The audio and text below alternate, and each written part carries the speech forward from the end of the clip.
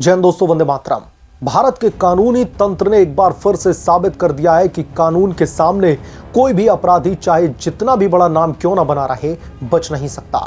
पश्चिमी उत्तर प्रदेश के बरेली में हुई सांप्रदायिक हिंसा के मुख्य आरोपी और इत्तेहाद मिल्लत काउंसिल के अध्यक्ष मौलाना तौकीर रजा खान को बरेली की जिला अदालत ने एक बार फिर से बहुत तगड़ा झटका दे दिया है। दरअसल मौलाना तौकीर की जमानत को लेकर के सुनवाई हुई अदालत में और अदालत ने उनकी अब न्यायिक हिरासत को 14 दिनों के लिए और बढ़ा दिया है, जिससे अब मौलाना तौकीर रजा को 9 दिसंबर तक फतेहगढ़ की सेंट्रल जेल की ठंडी हवा खाते रहना पड़ेगा। दोस्तों, ये कोई पहली घटना नहीं है। मौलाना तौकीर रजा जेल से बाहर आने के लिए तमाम कानूनी हथकंडे अपना रहा है, लेकिन हर बार कोर्ट ने उसे आईना दिखाया है। ये फैसला न सिर्फ हिंसा के पीछे की साजिश को उजागर करता है, बल्कि उन तमाम अराजक तत्वों को चेतावनी भी देता है कि जो धर्म के नाम पर समाज को बांटने की कोशिश करते हैं। दरअसल मौलाना तौकीर रजा ने क्या क्या दलीलें पेश करवाई अपने वकीलों के जरिए, कैसे कोर्ट को गुमराह कर रहा था, सब कुछ चलिए इस रिपोर्ट में जानते हैं। दोस्तों, बात चलती है उस काले अध्याय की जिसने बरेली को आग के हवाले कर दिया था। 26 सितंबर को जुम्मे की नमाज के दौरान शहर में तनाव चरम पर पहुंच गया। आई लव मोहम्मद के पोस्टरों को लेकर के शुरू हुए विवाद ने हिंसक रूप धारण कर लिया।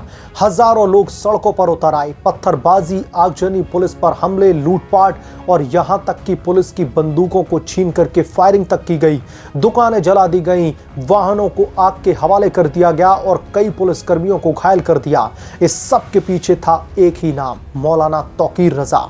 उसके भड़काऊ बयान दिए गए, लोगों को उकसाया गया और इत्तेहाद मिल्लत काउंसिल के बैनर तले इस पूरी की पूरी हिंसा को दोस्तों हवा दी गई। पुलिस ने तुरंत कार्रवाई की, 90 से ज्यादा लोगों को गिरफ्तार किया, जिनमें डॉक्टर नफीस और नदीम जैसे सहयोगी भी शामिल हैं। मौलाना तौकीर रजा को मुख्य साजिशकर्ता मान करके गिरफ्तार किया गया और उसकी संपत्तियों पर उत्तर प्रदेश के मुख्यमंत्री योगी बाबा का बुलडोजर भी चला। तकरीबन 150 करोड़ रुपए की कीमत की अवैध संपत्तियों को दोस्तों जब्त कर लिया गया, जहां पर हिंसा के आर्थिक पृष्ठभूमि को बेनकाब करती है। अब दोस्तों आते हैं कोर्ट की इस ताजा कार्रवाई पर। सुरक्षा कारणों से सुनवाई को वीडियो कॉन्फ्रेंसिंग के जरिए जो है किया गया था। मौलाना तौकीर रजा सेंट्रल जेल से, फतेहगढ़ की सेंट्रल जेल से वीडियो कॉन्फ्रेंसिंग के जरिए कोर्ट में पेश होता है। तौकीर रजा की जमानत याचिका पर पुलिस ने कड़ा विरोध जताया। उनका तर्क बिल्कुल साफ था कि अगर अभी इसको रिहा किया गया तो वो साक्ष्यों के साथ में यानी कि सबूतों के साथ में छेड़छाड़ करेंगे और गवाहों पर दबाव भी डाल सकते हैं। ये मामला बेहद ही पेचीदा और बेहद ही संवेदनशील है, इसलिए इसका जेल में रहना जरूरी है। अदालत ने इस दलील को सही ठहराया और बिना किसी हिचकिचाहट के हिरासत को बढ़ा दिया गया। दोस्तों, ये दूसरी या फिर तीसरी बार नहीं है जब तौकीर को ऐसा झटका लगा हो। जेल से बाहर आने के लिए वो तमाम कानूनी दांव-पेच आजमा चुका है, वकीलों की फौज तैनात की है, भावुक अपीलें की गई हैं, लेकिन हर बार कोर्ट ने कानून की किताब खोल करके उसे ललकारा ही है। क्यों ललकारा है? क्योंकि मौलाना तौकीर रजा जैसे लोग सिर्फ अपराधी नहीं बल्कि समाज के लिए एक बड़ा खतरा भी है। उसके भड़काऊ बयान न सिर्फ हिंसा भड़काते हैं बल्कि सांप्रदायिक सद्भाव को भी चोट पहुंचाते हैं। बरेली हिंसा कोई दोस्तों आकस्मिक घटना नहीं थी, यानी कि अचानक से कोई इंसिडेंट ऐसा घटित हो जाए, ये सब नहीं था। ये एक सुनियोजित साजिश थी जिसका मकसद था धार्मिक उन्माद को फैला करके राजनीतिक फायदा उठाना। और जब ऐसे अराजक तत्व सत्ता के गलियारे से जुड़े होते हैं तो दोस्तों समाज का नुकसान और भी ज्यादा बढ़ जाता है। मौलाना तौकीर रजा का इतिहास खुद एक सबक है। इत्तेहाद मिल्लत काउंसिल के बैनर तले वो सालों से भड़काऊ भाषण देता रहा है। वक्फ बोर्ड विवादों से लेकर के सांप्रदायिक तनावों तक उसका नाम हर जगह घूमता रहा है, लेकिन बरेली हिंसा ने उसकी पूरी तरीके से पोल खोल करके रख दी। पुलिस की जांच में दोस्तों सामने आया है कि हिंसा के दौरान उसके निर्देश पर ही भीड़ ने पुलिस पर हमला बोला था, दुकानों को लूटा था, वाहनों के साथ में तोड़फोड़ की थी, आगजनी की घटनाओं को अंजाम दिया था। सब कुछ मौलाना तौकीर रजा के इशारे पर हुआ। और अब जब जांच गहरा रही है तो जेल से बाहर आने की उसकी कोशिशें नाकाम साबित हो रही हैं। अदालत का दोस्तों ये फैसला साफ संदेश देता है कि कानून सबके लिए बराबर है। ना कोई बड़ा नाम बचा सकता है, ना ही संगठन की ढाल किसी को ऐसे जमानत दिलवा सकती है। पुलिस का विरोध दोस्तों जायज है। सबूतों के संरक्षण और गवाहों की सुरक्षा के बिना न्याय संभव नहीं है।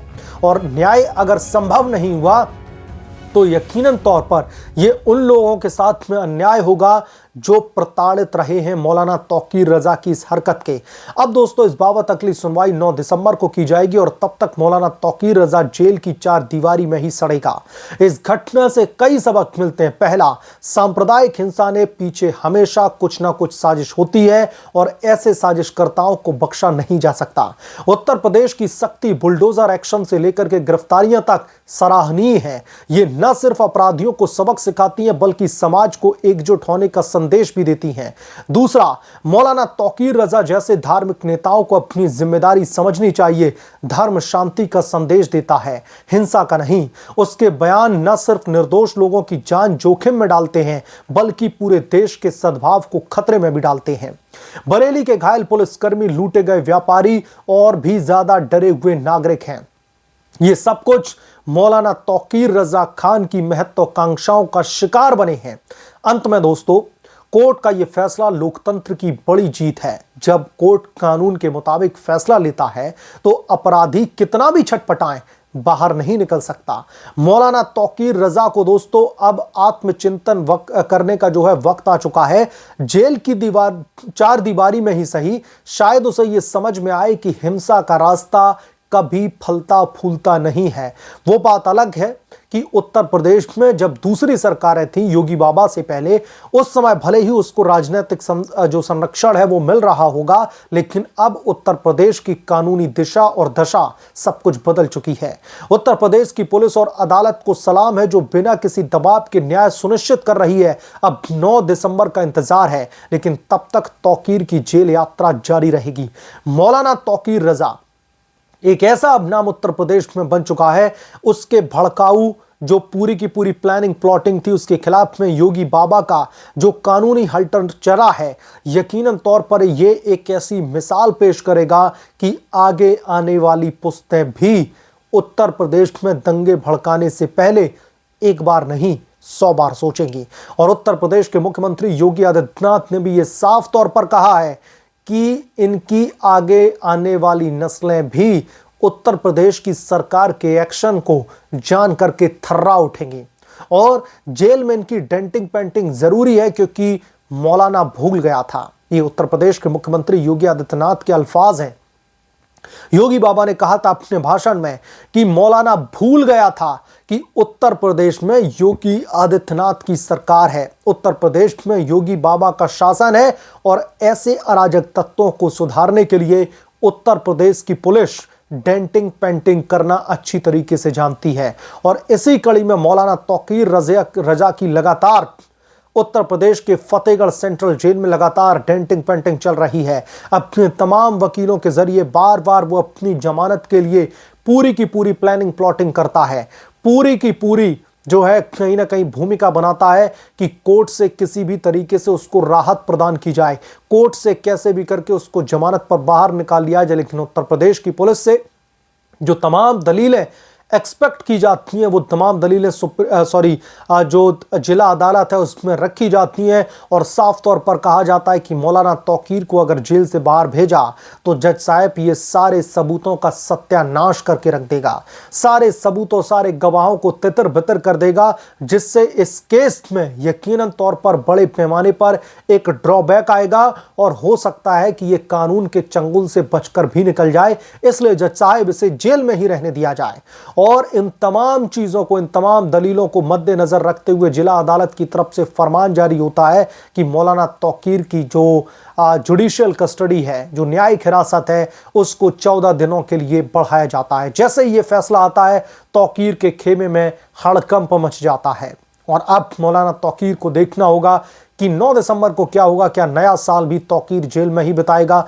जो भी इस मामले पर अपडेट आएगा मैं तुरंत आपके बीच में लेकर के हाजिर हो जाऊंगा। आपसे गुजारिश है कि प्लीज चैनल को सब्सक्राइब कर लें और साइड में बने बेल आइकन को जरूर प्रेस कर लें ताकि जब भी मैं कोई बड़ी खबर लेकर के आऊं तो इसकी नोटिफिकेशन सबसे पहले आपको मिले।